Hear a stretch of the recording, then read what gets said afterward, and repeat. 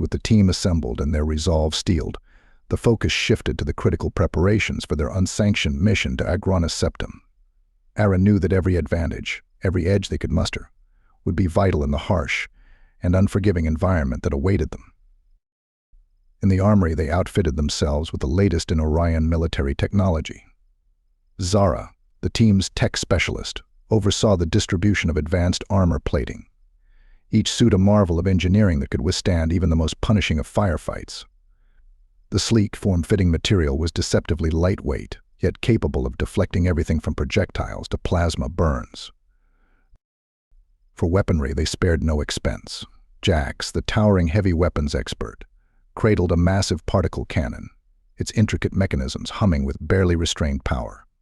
Kel, the sniper, meticulously checked and rechecked the sighting systems on his high-precision rifle, ensuring that every shot would find its mark with surgical precision. Rafe, the infiltration specialist, pored over blueprints and schematics, committing every detail of the mining facilities on Agranus Septum to memory. His keen eye for structural weaknesses and security blind spots would be invaluable in their efforts to slip past enemy lines undetected. In the medical bay, Dr. Alaveris oversaw the preparation of a fully stocked trauma kit, ensuring that they had every piece of equipment and medication necessary to treat even the most grievous of injuries in the field. As the preparations continued, Marcus, the grizzled veteran, took Arra aside, his expression grave. "You know as well as I do that this mission is a long shot," Vidan, he rumbled. "Agranus Septum is a powder keg, and we're about to jump right into the middle of it." Arra met his gaze unflinchingly, her jaw set with determination.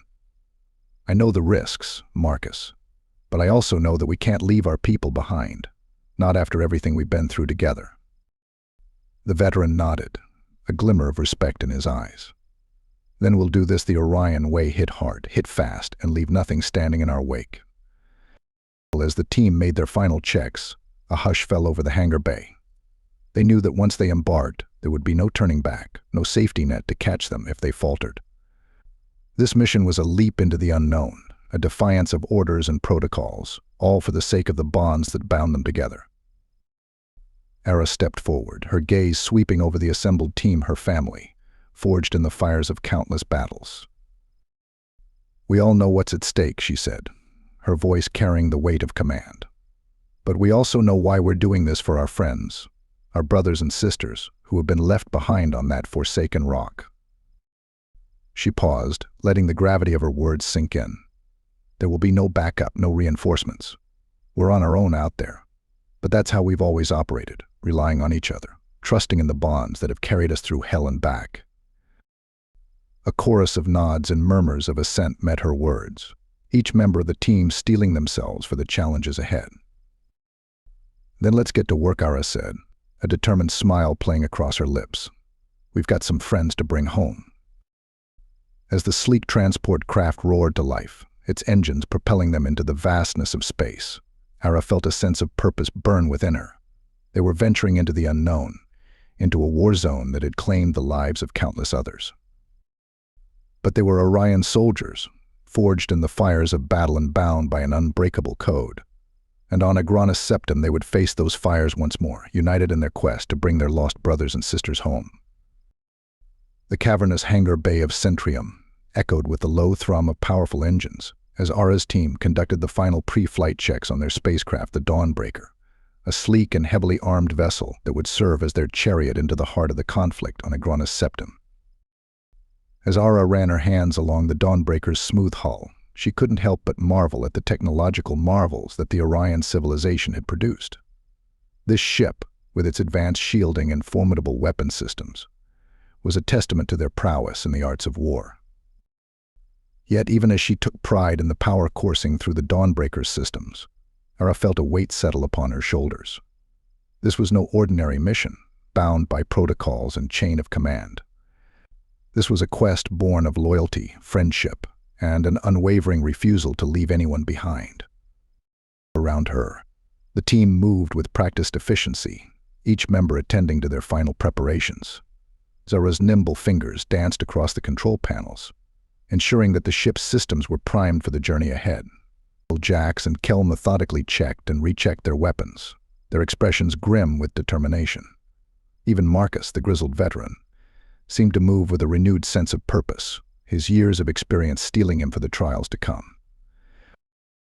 As the final checks were completed, Arra stepped onto the Dawnbreaker's boarding ramp, pausing for a moment to drink in the sight of Centrium's gleaming spires and floating gardens. This was her home, the crown jewel of the Orion civilization, a bastion of peace and prosperity amidst the chaos of the galaxy. But now she was venturing forth into that chaos, willingly stepping into the crucible of war for the sake of those she held dear. Lieutenant. Arra turned to find Marcus standing beside her, his rugged features etched with concern. "You know there's no going back after this," he rumbled, his voice a low baritone. "Once we leave Centrium, we'll be on our own, operating without the protection of the Orion military." Arra met his gaze, her own eyes burning with resolve. "I know, Marcus. But we have to do this for Jack, Nara, and TV. They're family, and we don't leave family behind." The veteran's expression softened, and he gave a solemn nod.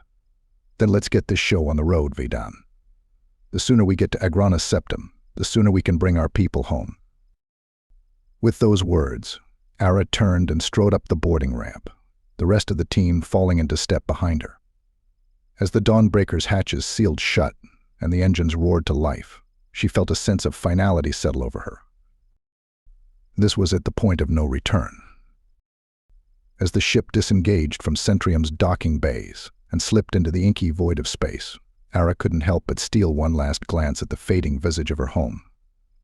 Its towering spires and gleaming facades seemed to recede into the distance, a fleeting mirage of beauty and serenity that she was leaving behind. Ahead lay Agrana Septum, a world ravaged by war, a crucible of chaos and violence that had claimed so many lives. And yet it was there that her friends had been lost, their fates uncertain amidst the madness. Arra steeled herself, her gaze fixed on the endless expanse of stars that stretched before them. She knew the risks, the sacrifices that might be required, but she was prepared to face them head-on. For in the Orion military there was an unspoken code, a creed that bound them all together, forged in the fires of countless battles. No one gets left behind. And on Agrana Septum, Arra intended to honor that code. This was the way that all in the Orion military were to act. I hope you enjoyed the story so far. It's just part of a much longer and grander story. Please be sure to subscribe and drop a like too. The next part of the story will be in the top left once it's out.